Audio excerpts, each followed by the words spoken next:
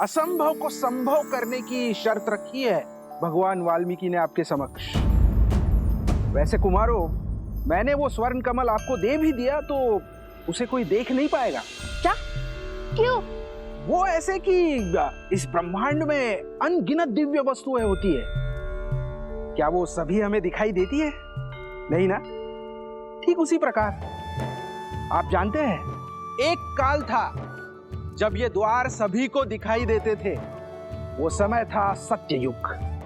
तब देव और मनुष्य वार्तालाप करते थे, किंतु आज की स्थिति में केवल मंत्रोच्चारण के पश्चात ही ये द्वार सामने आते हैं, जैसे आपके सामने आए।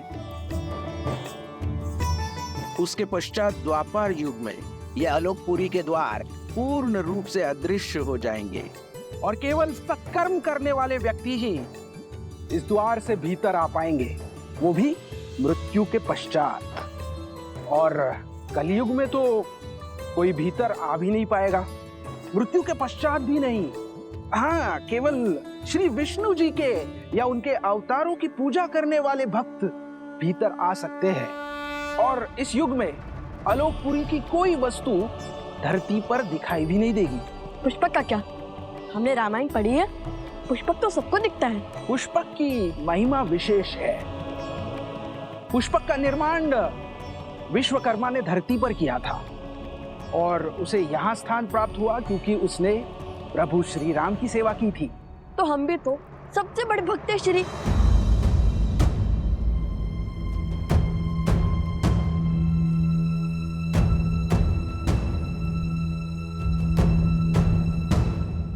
देखिए, हमें स्वर्ण कमल दे दीजिए।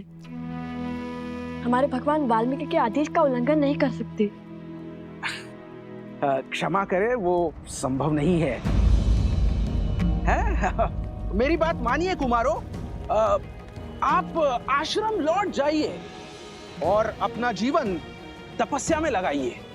कदाचित उचित समय आने पर आपको वो स्वर्ण कमल मिल जाएगा। सुनिए, विनती कर रहे हैं, दे दीजिए स्वर्ण कमल, अन्यथा बल से छीन लेंगे।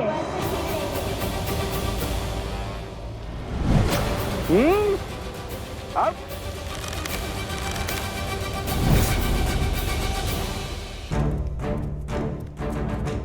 कुछ ये यक्ष है, हम इन पर प्रहार नहीं कर सकते। पर ये हम पर प्रहार करने से चुकेंगे नहीं। परंतु मैंने ये भी नहीं कहा कि हम अपना बचाव भी नहीं कर सकते।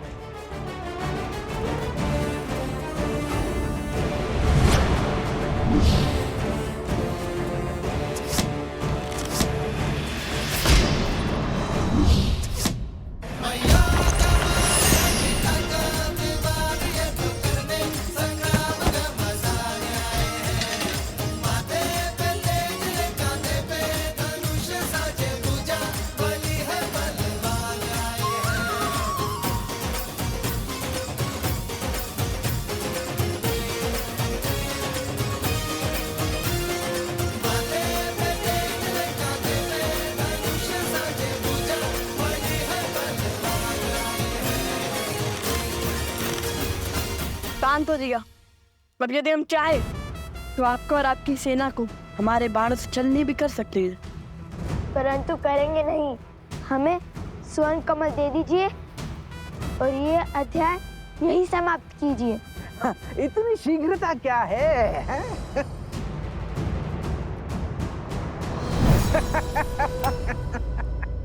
ओम ब्रह्मदेवाय नमः। ओम ब्रह्मदेवाय नमः। एक किरण जो अपने प्रकाश से उन्हें जीवन देती है, सोए हुए मन में ऊर्जा भरती है। सीते, आप मेरे वही सूर्य हैं, हमें एक होने से कोई नहीं रोक सकता। यदि सीता के प्रति मेरा प्रेम, हमारा प्रेम और समर्पण अटूट है ब्रह्मदेव,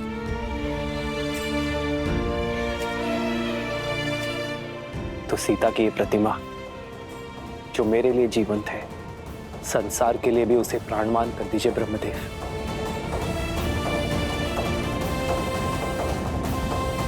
ओम ब्रह्मदेवाय नमः।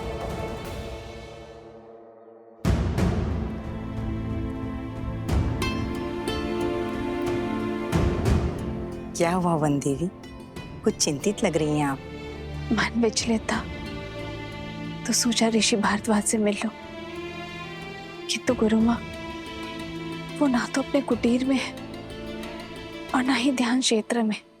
ऋषि भारद्वाज अपने आश्रम में है, ब्रह्मदेव जयंती की सज्जा का अवलोकन कर रहे हैं। वो हर वर्ष भव्य पूजा करते हैं ब्रह्मांड के सृजनकर्ता को प्रसन्न करने के लिए।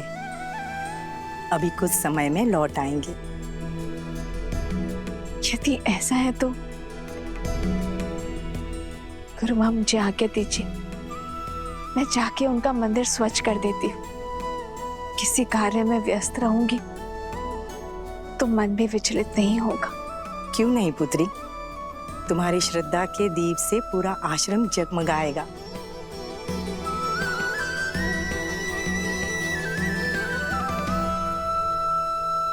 आपने आपके सामर्थ्य का प्रमाण तो दे दिया, अब बारी है ज्ञान का प्रमाण देने की। बड़े हट्टी हैं आप यक्षराज। देते हैं हम अपने ज्ञान का प्रमाण। पूछिए, क्या पूछना है? तो मेरा पहला प्रश्न, वो कौन सी अनमोल वस्तु है जो व्यक्ति दूसरे को दे भी सकता है और देने के पश्चात वो वस्तु उसके पास रह भी जाती है?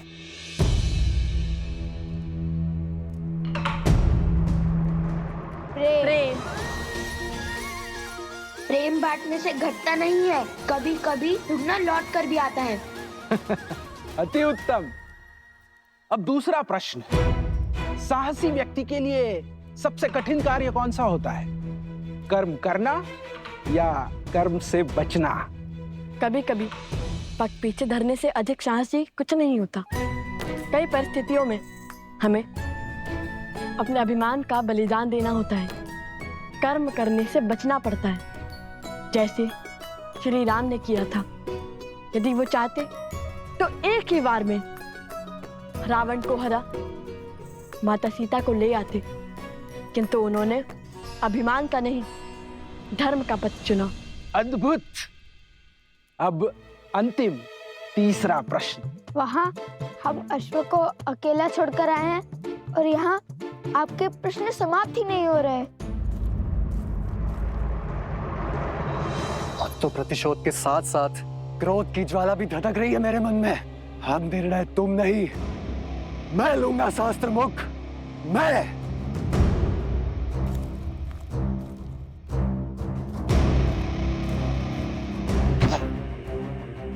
इतने वर्षों में कुछ भी नहीं कर पाया वो शास्त्र मुख रावण, और तो और अपने ही पुत्रों के प्राण लील गया। जो स्वयं सफल ना हो सका वो मुझे क्या निर्देश देगा?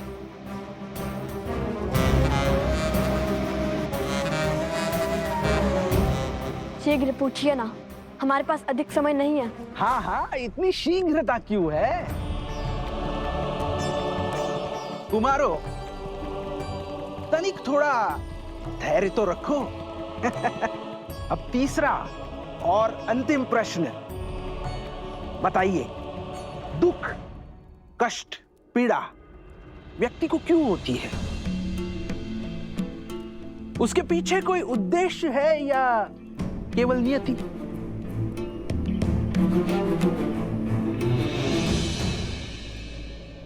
जिस प्रकार अग्नि इस बाती को जलाती है, किंतु इतना कष्ट सहने के बाद भी बाती अग्नि का साथ नहीं छोड़ती, उसी प्रकार श्रद्धा हृदय को पीड़ा तो दे सकती है, किंतु इसका अर्थ ये नहीं है कि तुम श्रद्धा का ही त्याग कर दो। पीड़ा, ये पीड़ा ही तो है जो आत्मा को ज्ञान का प्रकाश देती है। पीड़ा हमारे जीवन को साकार करती है, पीड़ा हमारे चरित्र को आकार देती है। कठिनाइयाँ और संघर्ष हमारे शिक्षक हैं। पीड़ा व्यक्ति के व्यक्तित्व को प्रकाशित करती है। ठीक उसी प्रकार जिस प्रकार बाती स्वयं जलकर अंधेरे कक्ष को जगमग करती है।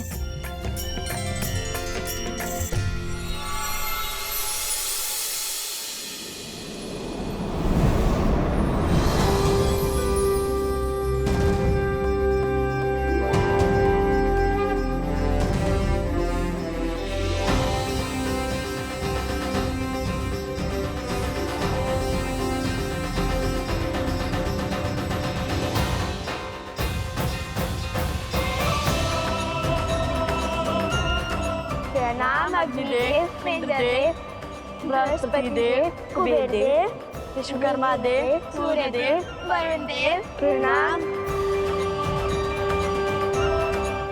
आयुष्मान भव पुत्र, आप दोनों अपनी परीक्षा में निपुण हुए और ये सिद्ध कर दिया कि आप दोनों केवल बल में ही नहीं अपितु बुद्धि से भी धनी हैं। हमें देखना चाहते थे कि आप ये दुर्लभ स्वर्ण कमल पाने योग्य हैं भी या नहीं। अरे फिर तो ये प्रश्न सबसे पहले पूछना चाहिए था यक्ष राज कुबेर जी को। हम उसी क्षण उत्तर दे देते। हमारा इतना समय तो व्यर्थ ना होता। जानते हैं कितना दायित्व है हमारे कंधों पर। तो अब हमें अपने भूल की भरपाई करनी होगी। हम आपके बल और बुद्धि दोनों से अति प्रसन्न हैं। उपहार और आशीर्वाद स्वरूप कुछ दिव्य अस्त्र स्वीकार कीजिए। आपको शीघ्र ही इनकी आवश्यकता पड़ेगी। आप दोनों जब चाहे इन अस्त्रों का आवाहन कर सकते हैं।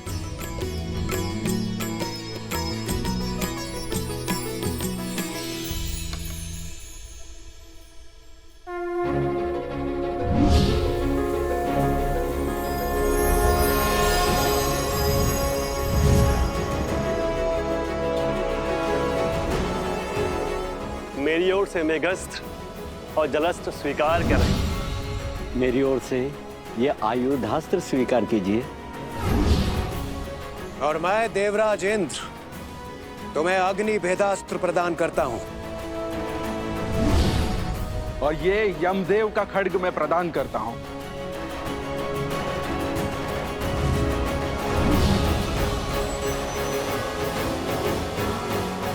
धन्यवाद देवतागण।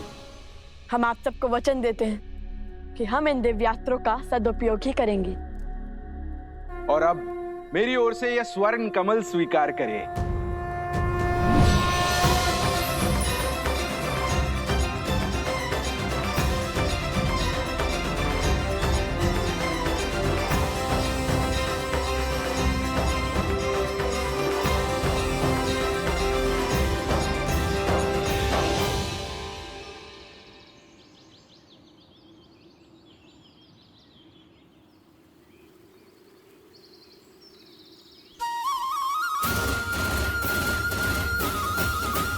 धन्यवाद कुबेर देव।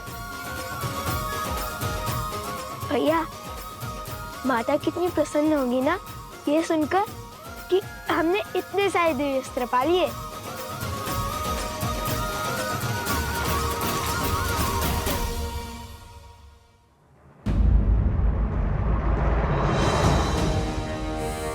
अरे शत्रुघ्न महाराज तो यही खड़े। अब इनसे युद्ध करने के सिवाय हमारे पास और कोई उपाय नहीं है। किंतु ये माला थामकर कैसे लड़ेंगे?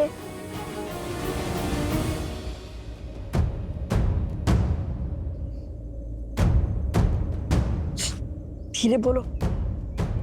देखो हम ये देख नहीं पा रहे। दृष्टिहीन सैनिक। यदि दृष्टिहीन होते तो सेना का भाग कैसे बनते? अभी पता करता हूँ।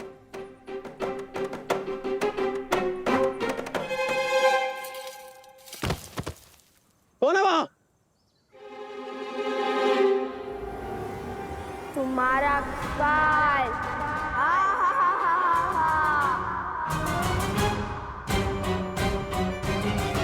हम तो अदृश्य हो गए। ये शक्ति किस देवता ने दे दी हमें?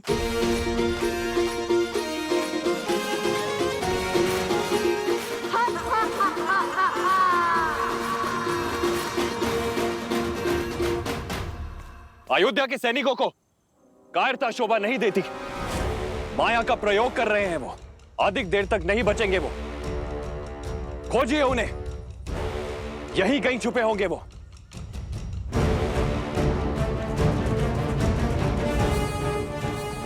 शीघ्र निकलते हैं यहाँ से।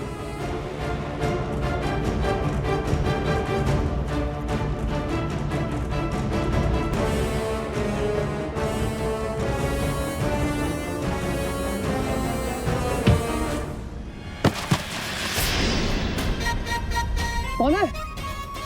कौन है?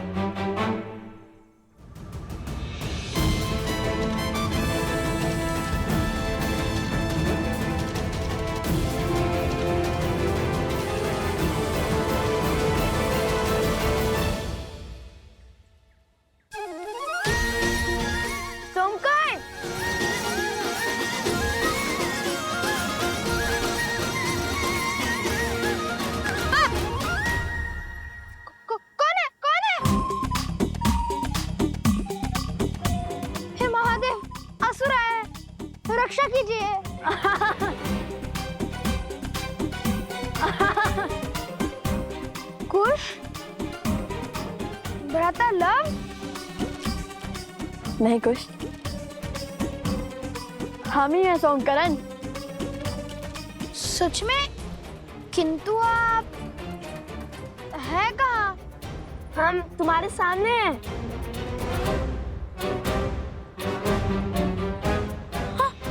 अरे ये रे।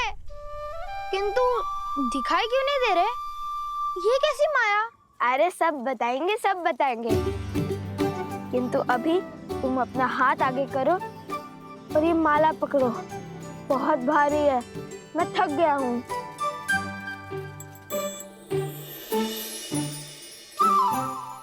अरे सोमकर्ण, तुम तो अदृश्य हो गए और तुम दिखाई देने लगे। ये कैसे हुआ? अर्थात ये कोई दिव्य शक्ति नहीं, इस दिव्य स्वर्ण कमल की माया है। अरे लाओ लाओ सोमकर्ण, बस अब हो गया।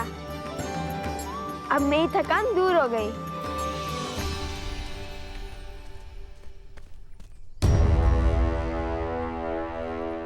अब तुम हमें स्वयं अश्वत्थ तक पहुंचाओगे। बस बहुत हुई प्रतीक्षा। मैं कोई पहरेदार नहीं हूं। मैं अभी इस अश्व को मारकर अश्वमेध का अंत कर दूंगा और असुरों के सर से धर्म की तलवार सदा के लिए हटा दूंगा।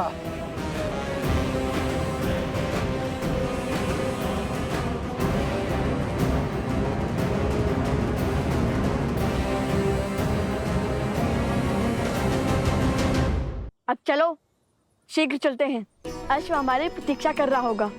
हाँ ठीक है भैया, चलिए चलते हैं। हम ये माला अश्व को पहना देंगे, किंतु माता को नहीं देंगे। यदि माता दृश्य हो गई तो? यदि वो मेरी दृष्टि से एक क्षण के लिए भी ओझल हो गई तो मैं विचलित हो जाऊंगा।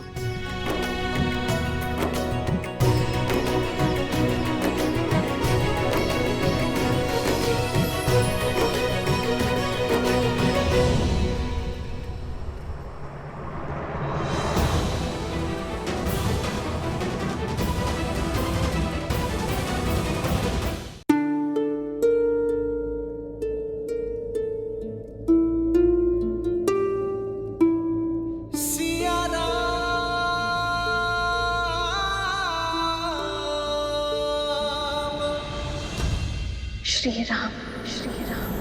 ओम ब्रह्मदेवाय नमः। ओम ब्रह्मदेवाय नमः। सीते,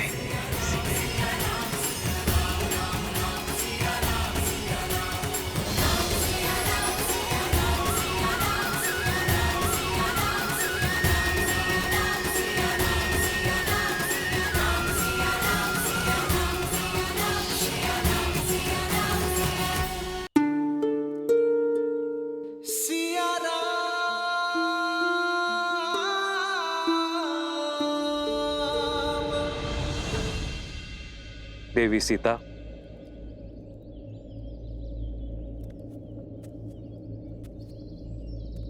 प्रणाम ऋषिवर।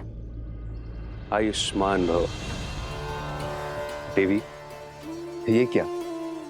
आपने तो इस स्थान की काया ही पलट दी। आपको कोटि कोटि आभार। मन की चिंता मिटाने के लिए तन को भक्ति में व्यस्त कर लिया। कैसी चिंता देवी? लवकुश की? उनकी सुरक्षा का वचन तो स्वयं तमसा माता ने दे दिया है, परंतु श्री राम, न जाने ऐसा क्यों लग रहा है मुझे ऋषिवर कि श्री राम विचलित है। देवी, आप दोनों दो शरीर एक प्राण हैं। एक दूसरे की मनोदशा बिना मिले, बिना देखे ही अनुभव कर लेते हैं। किंतु ध्यान रखिएगा, भोर खत्म होने से पहले रात्रि का अंधकार सबसे अधिक होता है। वैसे ही शुभ समय आने से पहले चिंताएं मन को घेर लेती हैं। और अब तो सभी चिंता के दूर होने का समय है। ये लीजिए ब्रह्मदेव का प्रसाद, इसे ग्रहण कीजिए। देवी, मैं आपको आश्वस्त करता हूं कि सृष्टि बनाने वाले आपकी समस्त चिंता का नाश अवश्य करेंगे।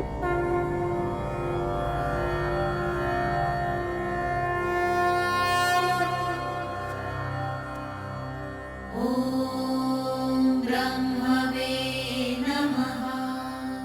ओम ब्रह्मदेवाय नमः। ओम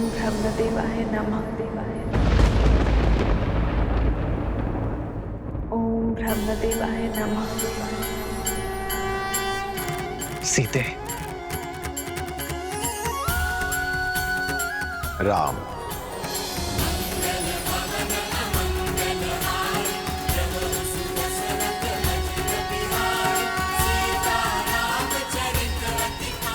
ब्रह्मदेव,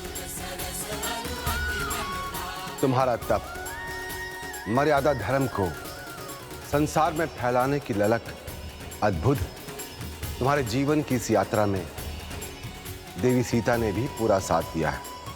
इसलिए मैंने इस सीता के पुतले को इतने प्राण दिए हैं, ये अश्व के लौटने और यज्ञ उत्पन्न विधि के संपूर्ण होने तक मंत्रो जाप कर सके। अभी अश्वमेध यज्ञ देवताओं को भी सहर्ष स्वीकार होगा और उनका आशीर्वाद तुम्हारे साथ है राम। यज्ञ का अभिमंत्रण अश्व को आसुरी शक्तियों और दुर्घटनाओं से बचाता है, किंतु केवल तब जब देवताओं का आशीर्वाद हमारे साथ हो। धन्यवाद ब्रह्मदेव।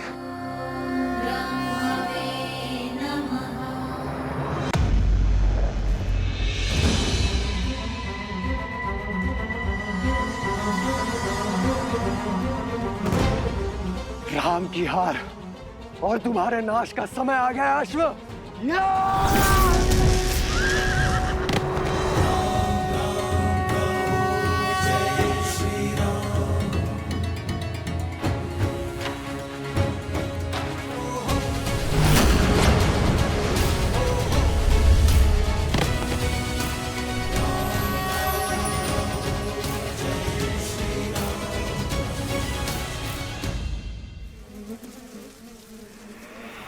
मूर्खाधिपति प्रबंधासुर इतना भी नहीं जानते कि अश्वमेध का अश्व देवताओं की सुरक्षा में होता है।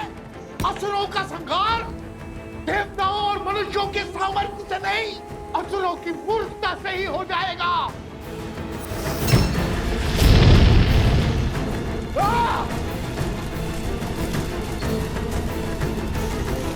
कुछ बोलते रहो कुछ, अन्यथा समझ नहीं आएगा कि तुम साथ हो कि पीछे छूट गए।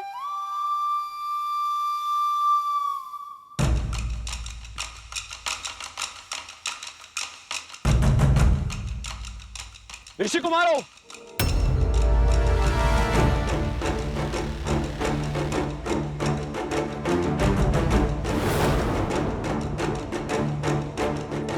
मधुरापुरी, नरेश, शत्रुघ्न, आप सज्ज हो जाओ।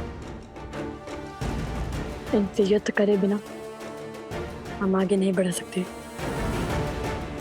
मैं यहाँ यज्ञ का अश्व लेने आया हूँ। चुपचाप उसे मुझे सौंप दो। वचन देता हूं मैं तुम्हें कि तुम्हें कुछ भी नहीं होगा। बड़े दयालु हैं श्री राम, क्षमा कर देंगे तुम्हें। सोम करें, माला संभालो।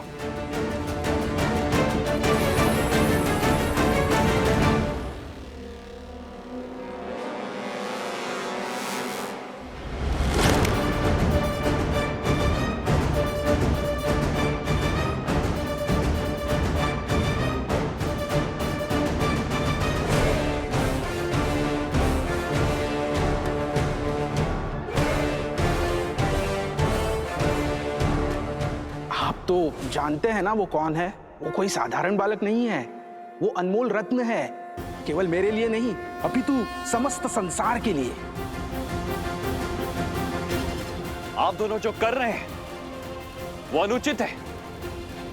मेरी विनती सुनिए और समय रहते अपनी भूल सुधार लीजिए। यज्ञ के अश्व को रोकना पाप ही नहीं, अपराध भी है। हम बालक अवश्य हैं, किंतु अबोध नहीं। हम आपका बहुत सम्मान करते हैं राजा अनुज, किंतु अभी ये अश्व हमने पकड़ा है तो उपाय केवल एक ही है, युद्ध।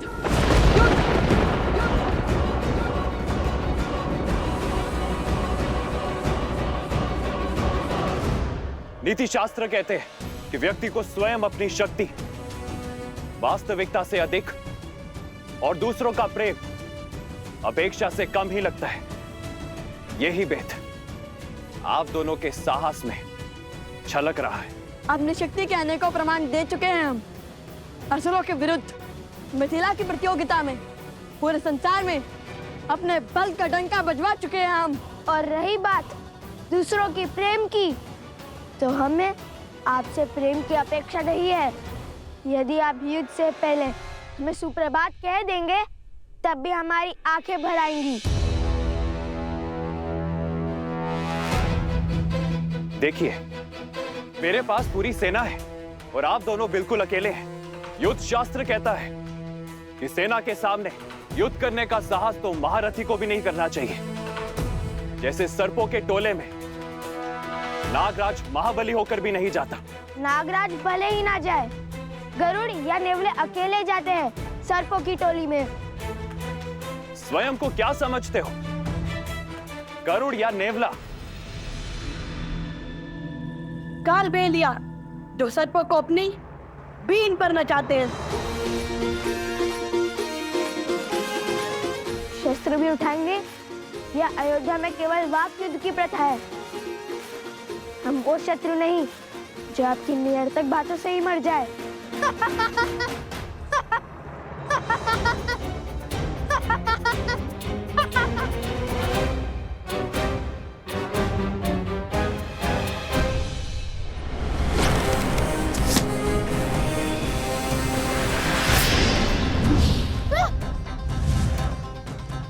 आप दोनों शत्रु नहीं, अपराधी हैं। अयोध्या के अश्व का हरण कर पाप किया है आप दोनों ने।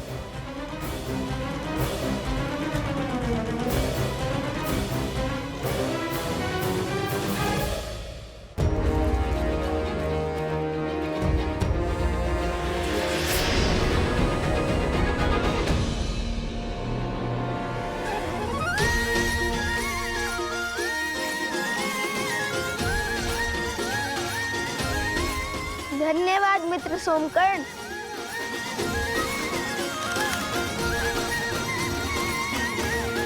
अश्व को रोकना अपराध नहीं, चुनौती है जो हमने स्वीकारी है।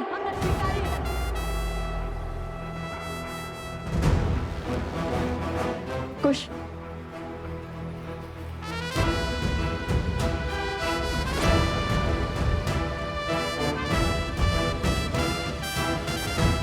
आपका शत्रु स्वयं चुनौती बन यहाँ वहाँ घूम रहा है। हमने आपकी चुनौती स्वीकार कर कोई पाप किया है? चुनौती राजाओं के लिए है, ऋषियों के लिए नहीं।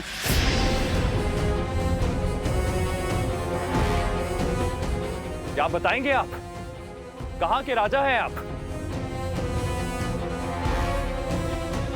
राजा ना होकर अश्व को रोकना अपराध की श्रेणी में ही आता है। ऐसा तो कोई नहीं लिखा है। लिखा नहीं है, किंतु असत्य भी नहीं है। ये हमारे राजा हैं। मेरे ज्येष्ठ भ्राता अवसरा ने इनका राज्याभिषेक किया है।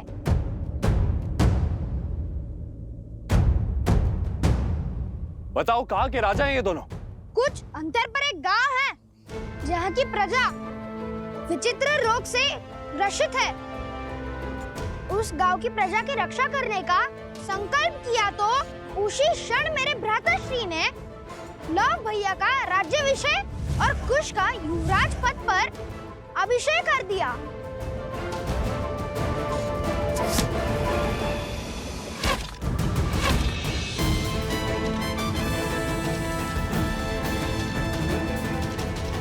राजा अनुज, युद्ध में असावधान होना सबसे बड़ा अपराध है।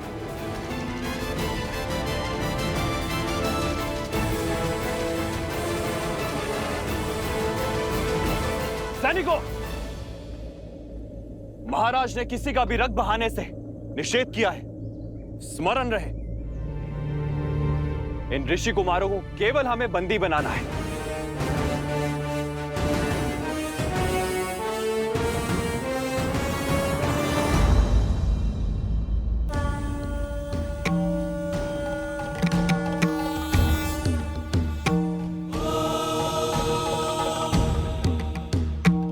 वन देवी, नियति मोड़ ले रही है।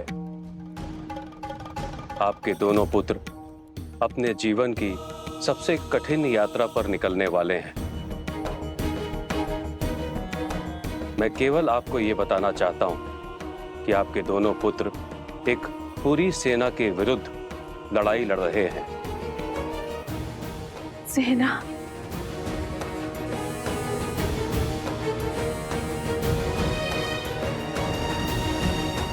हे महादेव,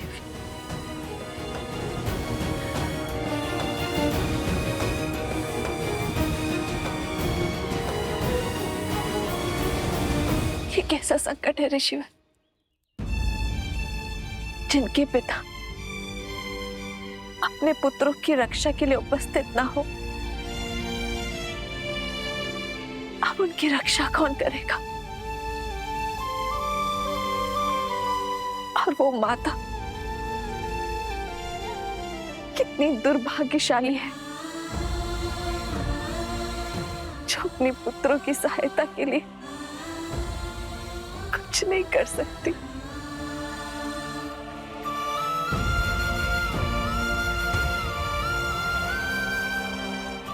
ऋषिवर, कोई तो उपाय होगा ना कि इस संकट से बाहर पा सके,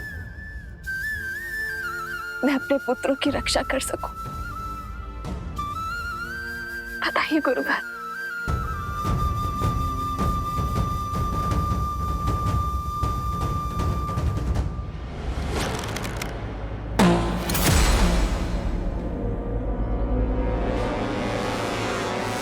सावधान ऋषि कुमारों, ये मेरी अंतिम चेतावनी है। अब अस्त्र उठाने से पहले ना वाद होगा ना विचार।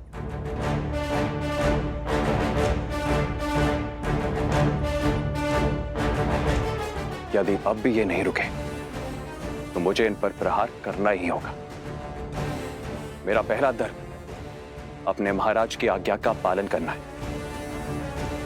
सैनिकों, जाओ और पकड़ लाओ इन्हें।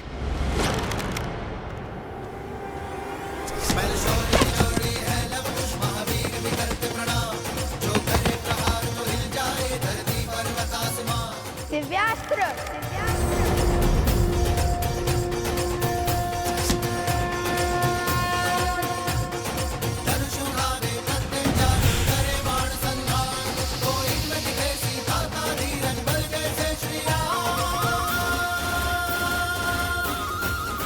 संपूर्ण संसार में मर्यादा धर्म का प्रचार हो रहा है और आप दोनों धर्म स्थापना के मार्ग में अवरोध बनकर पाप कर रहे हैं।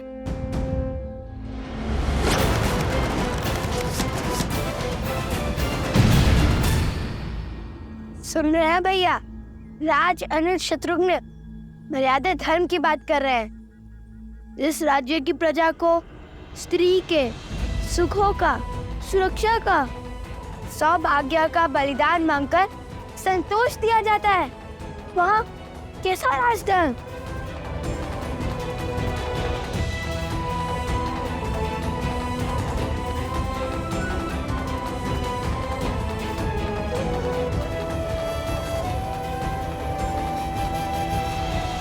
आप दोनों का क्या संबंध है अयोध्या की महारानी से? संबंध है भक्ति और भाव का संबंध। हमने राम कथा पढ़ी है, श्री राम और माता सीता की पूजा की है, और यदि हमारी माता के बाद कोई है जिसमें हमें ममता दिखती है तो वो माता सीता है। क्या रक्त के संबंध से श्रद्धा का संबंध अधिक महान नहीं होता?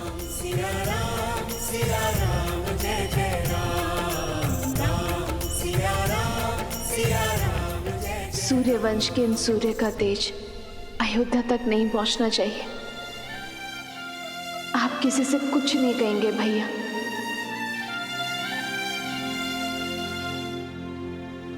धन्य है आप अभी मां, श्री राम से दूर रहकर अपनी पहचान को गुप्त रखकर भी इन बालकों को श्री राम की परछाई बनाया आपने। स्पष्ट है ये दिव्य बालक और कोई नहीं, आपके और भैया के ही पुत्र हैं।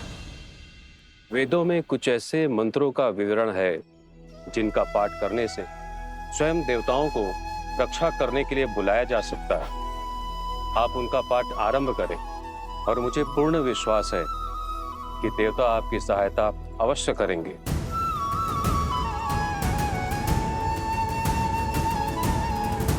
मैं आपको वो वेद मंत्र बताती हूँ वन देवी।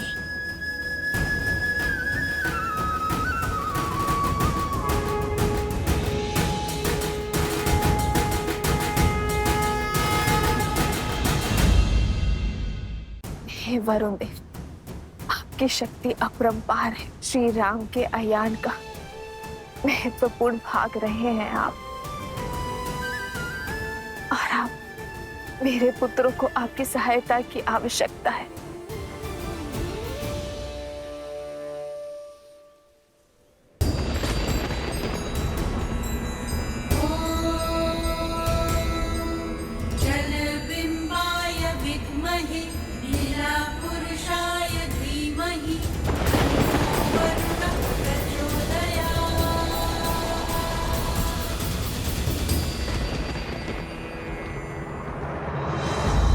मुझे जाने की आज्ञा दीजिए भैया। हनुमान का कोई समाचार आया? पवन पुत्र हनुमान पधार रहे हैं। जय जय पवन पुत्र हनुमान। प्रणाम प्रभु। मैंने पूरे त्रिवेणी क्षेत्र को छान लिया है, किंतु प्रभु मुझे अश्व कहीं नहीं मिला।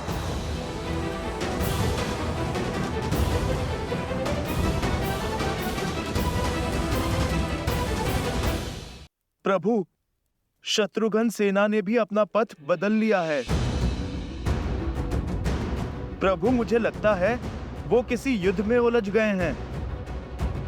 महाराज, हमें तुरंत सेना भेजनी चाहिए। भरत भैया, अभी पूरी सेना भेजने की आवश्यकता नहीं है। प्रभु, यदि आपकी आज्ञा हो तो मैं युद्ध में शत्रुघ्न भैया की सहायता के लिए जाऊं।